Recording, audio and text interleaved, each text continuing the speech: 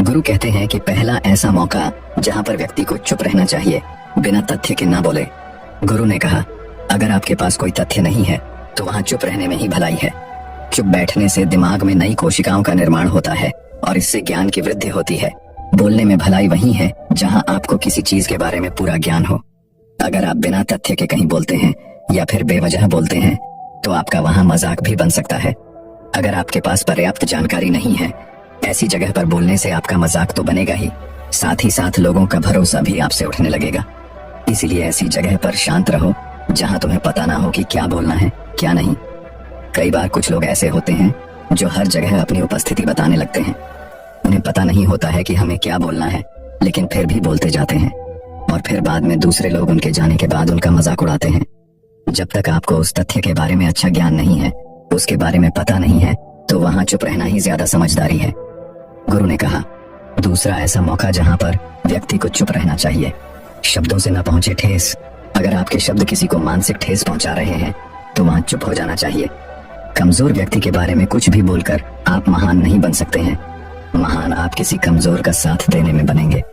कई बार ऐसा होता है, कुछ लोग अपने से छोटे व्यक्ति को भला बुरा कहते रहते हैं। सामने वाला इंसान तो कद से आपसे छोटा है, वह आपको कुछ नहीं बोलेगा, लेकिन आप उसकी नजरों में गिरते चले जाएंगे। हो सकता है कि कल वह भी आपसे पद में बड़ा हो जाए।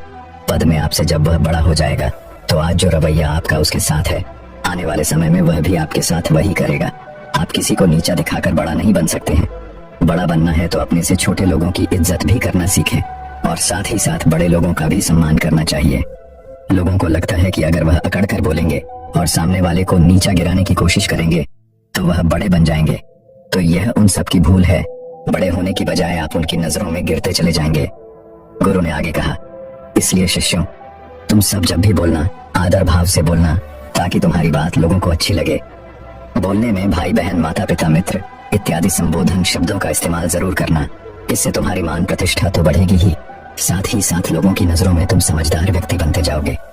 गुरु ने आगे कहा, तीसरा मौका जहां पर व्यक्ति को चुप रहने में ही भलाई है। क्रोध या घृणा करने वाले लोग, जब कोई अपना या सगा संबंधी आप पर क्रोध कर रहा हो, आपका अपमान कर रहा हो, तो आपको उस वक्त चुप रहना चाहिए ताकि सामने वाले का गुब्बारा पूरी तरह से फट जाए। आप यदि सही हैं तो उसे कतई माफीनामा गए और चुप रहकर ही सही समय का इंतजार करें। वह खुद आपसे माफी मांग लेगा जब उसे अपनी गलती का एहसास हो जाएगा। गुरु आगे कहते हैं कि अगर आपका कोई सगा संबंधी आप पर क्रोध कर रहा हो और आप उस समय शांत हैं, तो यह आदर सम्मान देने की निशानी होती है। इससे न कोई छोटा होता है और न ही बड़ा। अगर आपको क्रोध आ रहा है तो आप या तो वहां से किसी का अनादर किए बिना चले जाएं या फिर चुप रहें। क्रोध करने से आपके रिश्ते खराब होंगे। क्रोध करने से हमेशा क्रोध करने वाले व्यक्ति का ही बुरा होता है। गुरु आगे कहते हैं कि एक बार की बात है, एक सांप जंगल से भागते हुए किसी राजा के घर में पहुंच गया। लोगों ने छेड़खानी की तो वह बहुत ही गुस्सा हो गया, जिससे घर में जो तलवार पड़ी हुई थी उसी को लपेटकर कसने लगा और धीरे धीरे उसका पूरा शरीर कट गया। ठीक उसी प्रकार हमारा गुस्सा भी हमारे शरीर को तलवार की भांति काटता रहता है। गुस्सा ध्यान से खत्म होता है। प्रतिदिन अगर आप ध्यान की मुद्रा में बैठे हैं तो आपका गुस्सा आपके नियंत्रण में रहेगा।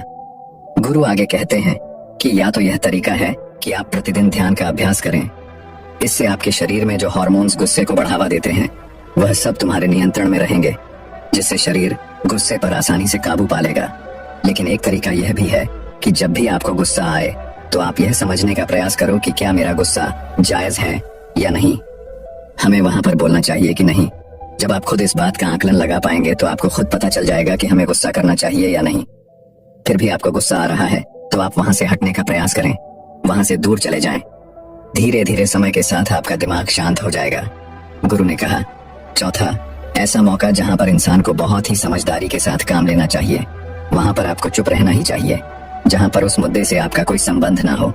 अगर आपका किसी मुद्दे से कोई संबंध ना हो तो वहां आपका चुप रहना बनता है। बिना किसी वजह अगर आप दूसरे के मुद्दे पर बोलेंगे तो यह आपके लिए अनिश्चितकारी होगा। इसमें केवल और केवल आपका ही नुकसान है। जब भी आप किसी भी दो लोगों के बीच हो रहे विवाद में जल्दी अपनी टांग ना डालें। अगर सामने वाला आपको बुला रहा है अपना झगड़ा शांत करवाने के लिए तो ही आप वहां पर जाएं।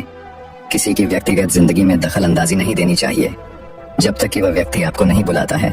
अपने झगड़े को शांत करवाने के लिए कुछ लोग फालतू में दूसरे के विवाद में कूद पड़ते हैं। इससे उनके मान सम्मान मर्यादा पर लोग उंगली उठाने लगते हैं। गुरु कहते हैं कि अब 10 मौकों में से 5 ऐसे मौका भी है जहां पर व्यक्ति को बहुत ही समझदारी के साथ चुप रहना चाहिए। आपके शब्दों से किसी मित्र को हानि न पहुंचे। अगर आपके शब्द सामने वाले के परिवार या मित्रों की प्रतिष्ठा के बारे में बुरी झलक दिखा रहे हैं तो आपको चुप रहना चाहिए। किसी के परिवार या फिर मित्र के बारे में बुरा बोलने से केवल आप ही बुरे बनेंगे। जो चीज आसानी से खत्म की जा सकती है उसे अपने शब्दों से बड़ा न करें। बिना चिल्लाए बात करने का प्रयास करते रहना चाहिए। अगर आप बिना चिल्लाए कोई बात नहीं कह सकते तो आपका चुप रहने में ही भलाई है। किसी पर चिल्लाने से आपके व्यवहार के बारे में पता चलता है। ज्यादा बोलने से चीजें हमेशा खराब ही होती हैं। कई बार कुछ रिश्ते ज्यादा बोलने की वजह से टूट जाते हैं, इसलिए अपनी आवाज में मीठापन लाए। आपके शब्दों से आपके दोस्त को हानि नहीं पहुंचनी चाहिए। कभी कभी दोस्तों में हम मजाक उड़ाते हैं, लेकिन याद रखिए आपके शब्दों से किसी का अनादर न हो। मजाक को भी हमेशा शब्दों के मायने में ही रखें। जहां किसी को शब्दों से चोट लगे वहां चुप हो जाएं। ज्यादा बोलने से हमेशा नुकसान ही होता है। किसी और की प्रतिष्ठा को अपने शब्दों के माध्यम से हानि नहीं पहुंचानी चाहिए। यदि आपके शब्दों से किसी और की प्रतिष्ठा को ठेस पहुंच रही है तो वहां आपको चुप हो जाना चाहिए। जब कोई व्यक्ति आपके सामने नहीं है तो आप उस व्यक्ति के बारे में बुरे शब्द किसी तीसरे व्यक्ति के सामने ना बोले। गुरु कहते हैं छठा मौका जहां पर व्यक्ति को चुप रहना चाहिए।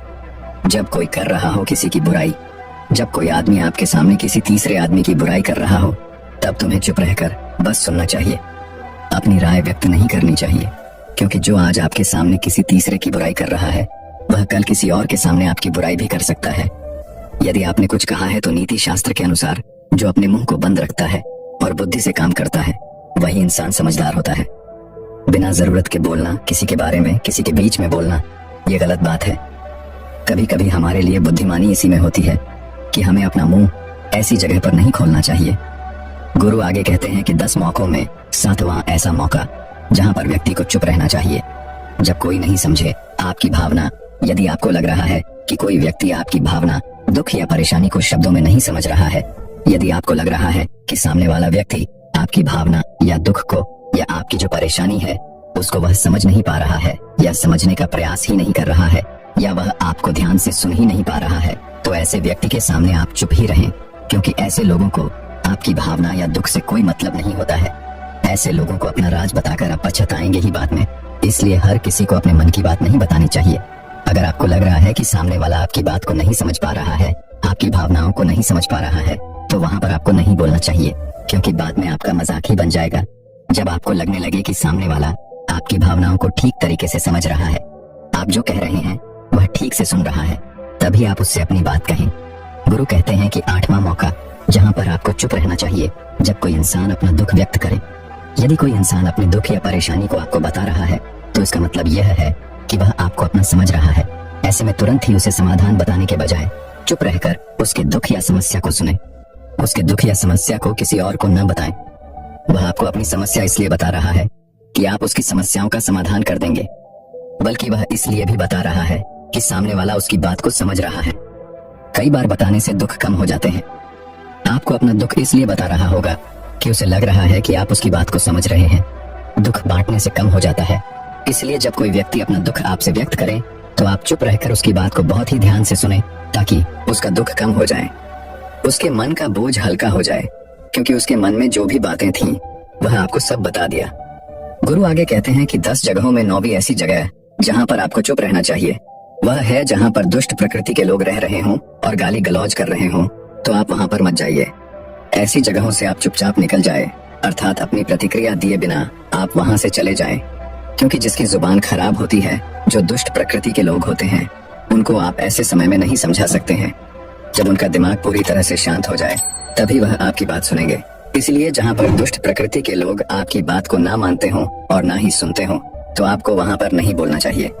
गुरु कहते हैं कि अगला 10वां मौका जहां पर आपको शांत हो जाना चाहिए वो है कि अपनी सफलता का राज हर किसी को ना बताएं।